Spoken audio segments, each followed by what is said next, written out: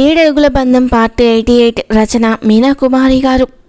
కృష్ణవర్మ తలపెట్టిన under ground drainage కట్టడానికి గూడెంలో యువకులు బలమైన వారు, పని కావలసిన వారు అందరూ ముందుకు రావడంతో మిషన్ల అంత వేగంతో పని జరుగుతూ ఉంది. కృష్ణవర్మకు ఆశ్చర్యం కలిగింది. ఆ రోజు కృష్ణవర్మ గూడెంలో పూర్వం నాటి వేప చెట్టు కింద కూర్చొని వైద్యం చేస్తున్నాడు. గూడెంలో ప్రజల కోసం కృష్ణవర్మ వారందరూ ఎంతో ఆప్యాయంగా తెచ్చి ఇస్తున్న ఆహార పదార్థాలను కాస్త రుచి చూసి వారి మనసుకు సంతోషం కలిగిస్తున్నాడు.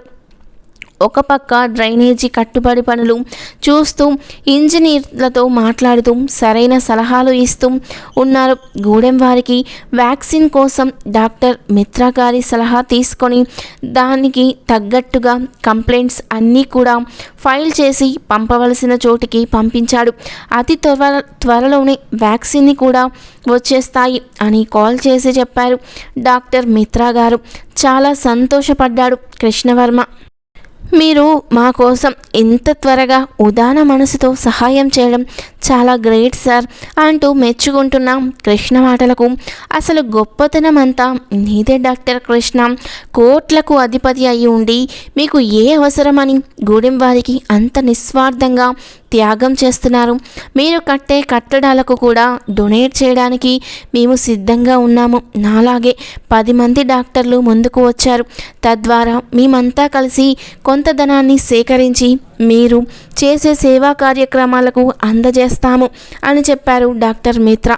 సేవ చేయాలి అని చాలామందికి ఉంటుంది, కానీ దానికి కూడా ఒక మార్గనిర్దేశం చేయడానికి ఖచ్చితంగా ఒకరు కావాలి. ఆ మార్గనిర్దేశం కూడా కృష్ణవర్మ అయినందుకు డాక్టర్ మిత్ర గారు చాలా సంతోషపడుతూ ఆయన్ను పొగడ్తలతో ముంచెత్తారు. మీ పెద్దల దీవెనలు ఉండగా నాకు ఏ లోటు లేదు సార్, నేను ఇంకా ఎన్నో మంచి కార్యక్రమాలు చేయగలను అంటూ సంతోషపడ్డాడు కృష్ణవర్మ తన దగ్గరికి వస్తున్న పేషెంట్స్ అందరినీ చూస్తూ అటు వృత్తి ధర్మానికి ఇటు మనోధర్మానికి మధ్యగా పనిచేస్తున్నాడు కృష్ణవర్మ. ఇంతలో శ్రావణి ఫోన్ చేసింది. కాలేజీలో క్లాసులు సవ్యంగా జరుగుతున్నాయని, కృష్ణవర్మ స్థానంలో ఒక గొప్ప ప్రొఫెసర్ వచ్చారని చాలా చక్కగా చెబుతున్నారు. అనాటమీ క్లాసెస్ ఆ సార్ అని చెప్పింది. ఆయనకు రికమెండేషన్ లెటర్ పెట్టి మరీ పంపించాను శ్రావణి. నాతో పనిచేసే లేడీ డాక్టర్ శ్రావణి కోసమని నవ్వి ఆయన చెప్పే విధానం చాలా బాగుంటుంది. ఆయన అనుభవం అంత భయం ఉండదు. మనము వయసు అంటూ నవ్వేశాడు కృష్ణవర్మ. సరదాగా మాట్లాడుకొని ఎవరి విధులకు వారు నిబద్ధులై ఉన్నారు. ధరణి ఆలోచిస్తూ ఉంది. నిజానికి చరిష్మాను చూస్తుంటే ఎంతో గర్వంగా మాట్లాడుతుంది, కానీ ఆమె మనసులో ఏదో నిజం దాస్తుంది అనిపించింది. కాసేపటి క్రితం తన తోడి కోడలు సాధన వర్మ మాట్లాడినప్పుడు ఆ సంగతులు తెలుసుకుంది. ఎందుకనో ధరణి సాధనతో మాట్లాడాక కొన్ని ఆలోచనలు కలిగాయి. అనురాధ మంచి చెడ్డ కనుక్కొని ఫోన్లో చాలాసేపు మాట్లాడింది ధరణి వర్మతో. రాధాకృష్ణ గారు మాట్లాడుతూ చాలా తెలివైన అమ్మాయి ధరణి, ఎంతో చక్కగా చేస్తున్నావు ప్రతి పనిని అంటూ మెచ్చుకున్నారు అత్తగారు చెప్పినట్లు ఉన్నారు. తన గురించి అన్నయ్య చాలా గౌరవంగా చూస్తారు. తనను రవివర్మ ఆనందంగా నిద్రపోతున్నాడు. ఆయన వైపు చూసి ఇప్పుడిప్పుడే ఫ్యాక్టరీని చాలా శ్రద్ధగా పట్టించుకొని చూసుకుంటున్నారు. పనిలోకి వెళ్ళడమే ఆలస్యం, కానీ వెళ్ళాక మాత్రం తాడో పేడో తేల్చుకునేలాంటి మనస్తత్వం ఉన్న రవివర్మ గారిని ఫ్యాక్టరీకి పంపి మంచి పని చేశాను అని చాలా సంతోషపడింది ధరణి. వర్మస్ కుటుంబంలోకి ఒక కోడలిగా వచ్చాను అని తన వేలికి ఉన్న ఉంగరం చూసుకుంది ధరణి. రాజముద్రిక లాంటి ఆమె ఉంగరాన్ని చూస్తూ ధరణి మనసు బాధతో మూలిగింది. తను తీసుకునే నిర్ణయాల వల్ల ఎవరూ ఇబ్బంది పడకూడదు. తను గెలవాలి అన్నది ఒక పక్కన ఉంచితే కుటుంబం గెలవాలి అన్న ఒక విషయం గురించి ఆలోచించాలి. రేపు వెళ్ళి నానమ్మతో కాసేపు మాట్లాడి రావాలి. ఆ తర్వాతే కేసు విషయం ఆలోచించాలి అనుకుంది ధరణి. ఆమె కన్నుల్లో సన్నటి కన్నీటి తెర. ఏ వృత్తిలో అయినా స్త్రీలి లేనిపోని బాధలు తప్పవు. అక్క సాధన చెప్పిన మాటల్లో చరిష్మా మరీ అంత తెలివిగలది అయితే మాత్రం కాదు అని నిర్ధారణ అవుతోంది, కానీ ఈగో మాత్రం ఎక్కువే అని చెప్పింది. చరిష్మా కోర్టులో తమపై కేసు వేసేటప్పుడు ఆమె సొంత అక్క తనతో మనస్ఫూర్తిగా మనసు విప్పి మాట్లాడింది. ఎందుకు అర్థం కాలేదు. కొన్ని విషయాలకు పెద్దవాళ్ళ సలహాలు కూడా ముఖ్యం. రాజశేఖర్ నిలయంలోని పెద్దల నిర్ణయాలు కొన్ని చూడాలి. ఆ తరువాత అత్తగారితో మాట్లాడాలి. ఆ తదుపరి కేసులు అసలు విషయాలు చూడాలి. విశ్వనాథ్ గారు కేసును తననే తీసుకొని గెలిపించమంటున్నారు. తాను గెలవడం అంత ముఖ్యం కాదేమో అనిపించింది ధరణికి. ఎందుకో తనకు ఈ కేసులో ఏదో నిజం దాగి ఉంది. ఒకవేళ అది తన కుటుంబానికి సంబంధించినదే. ఆ తర్వాత తమ కుటుంబ పరిస్థితులను పూర్తిగా అవగాహన చేసుకోకుండా ఏదైనా చిన్న మిస్టేక్ జరిగితే ఆ తర్వాత వచ్చే కుటుంబ సమస్యలకు ఏ కోర్టు తీర్పు చెప్పలేదు. మానసికమైన కోర్టులో అందరూ దోషులుగా మిగులుతారు. అటువంటి కేసు ప్రస్తుతానికి తన ముందు నిలబడి తనను వెనక్కిరేస్తూ ఉంది. చెప్పలేము. కేసు బయటపడి వరకు అసలు దోషులు మంచి వాళ్ళలాగా కనిపిస్తూ ఉంటారు. ధరణి తను సేకరించిన విషయాలన్నిటినీ పొందుపరిచి ఉన్న ఫైల్ని మరొకసారి ఓపెన్ చేసింది. ఇంకా ఏదైనా క్లూ దొరుకుతుందేమోనని. ధరణి విశ్వనాథ్ గారితో ఒక విషయం మాట్లాడింది. దాని గురించి ఆయన కూలంకుషంగా చెప్పారు. ఆ రోజు ఉదయం అత్తగారికి భర్తకు చెప్పి ఫ్లైట్లో బెంగళూరు వెళ్ళింది. తన ఫ్రెండ్ అడ్వకేట్ శ్రీవల్లి కూడా వెళ్ళింది ఆమెతో. శ్రీవల్లికి చరిష్మా నెంబర్ ఇచ్చింది ధరణి. శ్రీవల్లి చరిష్మాకి ఫోన్ చేసి, నీతో ఒక ముఖ్యమైన విషయం మాట్లాడాలి. కొన్ని ఇంపార్టెంట్ ఫొటోస్ నా దగ్గరే ఉన్నాయి. వాటిలో కొన్ని రహస్యాలు దాగి ఉన్నాయి నీ గురించి. అవి బయటకు చెబితే నాకు చాలా డబ్బు వస్తుంది. కానీ మీకు ఒకసారి చెప్పి చూస్తే, అంతకు మించి డబ్బులు ఇస్తే మీతోనే డీల్ చేసుకుంటాను అని ధరణి వైపు చూసి నవ్వుతూ ఫోన్లో మాట్లాడుతుంది శ్రీవల్లి. ఓకే వస్తా అని చెప్పింది శ్రీవల్లి అన్నది ధరణి. అవును, పాపను కూడా తీసుకురమ్మని చెప్పాను. పాపను తీసుకురాలేను అని చెప్పింది చరిష్మా. ఎవరితోనో ఫోన్లో మాట్లాడడం సాధన గ్రహించింది. పాపను తీసుకురాను అంటుందేమిటి? ఎక్కడికి? ఏ విషయమూ చెప్పదు. అయితే బయట లగ్జరీగా తిరుగుతుంది, లేకపోతే గది లోపలే ఉంటుంది. తల బద్దలైపోతుంది నాకు. అటు బిడ్డని చూసుకోదు, ఏదోలాగా ఉంటుంది అని బాధగా సాధన తల పట్టుకొని కూర్చుంది. ఇంట్లో చరిష్మా రెడీ అయ్యి బయటకి వెళ్ళిపోతుంటే, ఎక్కడికి చరిష్మా అన్నది సాధన. ఏం లేదక్కా, ఇప్పుడే వస్తాను అంటూ బయలుదేరింది చరిష్మా. చరిష్మాకు తెలియకుండా ఆమెను అనుసరించింది సాధన. లక్కీని తీసుకుని చరిష్మా ఒక పార్క్లోకి వెళ్ళడం గమనించింది సాధన. తన కళ్ళను తానే నమ్మలేకపోయింది. అక్కడ చరిష్మా మాట్లాడుతున్న వారి వైపు చూసి చరిష్మా ఏదో బాధపడుతూ అడుగుతుంది. మోహన్ వర్మ ఏదో చెబుతున్నారు. ఏడుస్తున్నట్లు ఉంది చరిష్మా.